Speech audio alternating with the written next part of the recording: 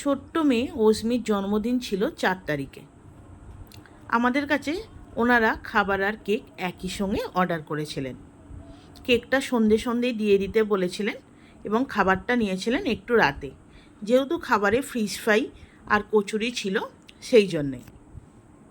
খাবারের অর্ডারে ছিল চানা পনির, মুগমোহন,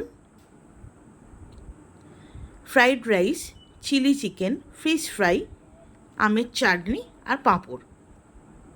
আমরা 5 থেকে 50 প্লেট বা তার বেশি অর্ডার নিয়ে থাকি। হোম ডেলিভারির সুব্যবস্থা আছে।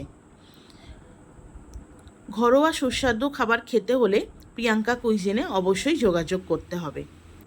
সমস্ত রান্নাটা নিজে হাতে করায় আমি আগেও বলেছি, পুরো ভিডিওটা রান্নার আপনাদের কাছে তুলে ধরতে পারি না।